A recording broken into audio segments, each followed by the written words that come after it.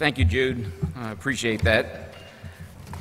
I got to find my notes. I'm getting old now. I can't remember the things I used to do in the past. But I would like to turn the clock back a little to 1973, if you mind joining me for a few minutes. It was at that time that I packed the family in a travel trailer, and we left Philadelphia and headed to Arizona. It took us 14 days to get here. Jan, my wife, was not very good at reading a map, and I had the worst sense of direction, but we finally found Scottsdale, Arizona, and that was a long time ago. I was motivated to come out here because I really wanted to be a cowboy. I had seen all those films over the years, and that was a dream I had, but I quickly learned that that was not going to happen. Horses scared the daylights out of me. Cows, they smelled pretty bad. And I tried, and I couldn't rope anything. So one day Jan sat me down and said, you know, you're going to have to do something with yourself because if you want to continue to see the children on a regular basis and not on just weekends, you've got to find something to do here.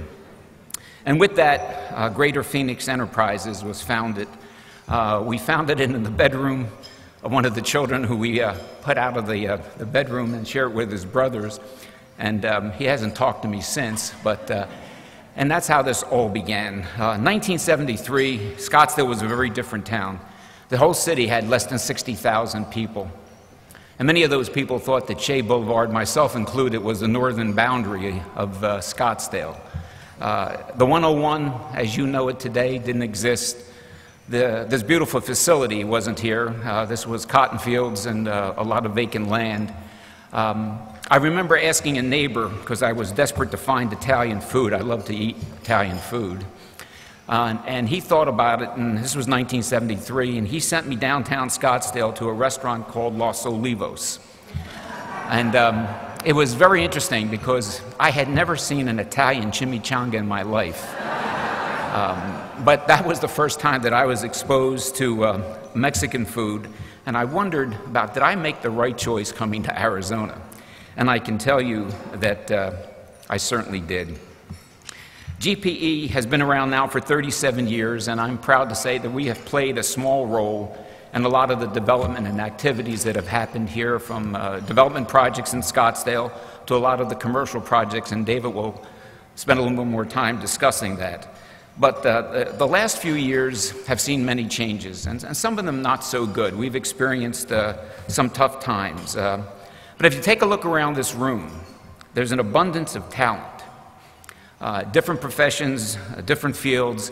What do we do with all of this talent now to turn things around? A lot of the pundits have told us that we need to reinvent ourselves. Well, I'm not so sure I agree with reinventing ourselves. Take the wheel, for example. It's been around for thousands and thousands of years, still round. It's true, it's been improved upon, many uses, but it's still round. Networking has been around for thousands of years, and it's still around. Now we have technology, we have other means that we can use today to improve upon it, and organizations such as BCA are very, very important. It plays an important role in what we try to do today, and that's the networking and building our businesses and getting the message back out to everyone that Arizona is a good place to live, a good place to work, a good place to raise your family, like I did. And we want to get that message out in a positive way. And I think an organization such as ours really helps us do that. There are a number of companies in this room, and you can see it on the sheets that were on your tables, that even though times were bad, have had great years. And if you look at these companies such as Horizon Moving and the Collins May Potenza, Barron and Gillespie, Susan Posada's organization and ours, even those have been troubled times, we've had success. And that's because we were able to network, work hard, and make things happen. In 1973, I had a dream, and that dream was helped by my wife, Janet. She put up with me, this crazy person wanting to leave South Philadelphia to come out west, not knowing where we were going.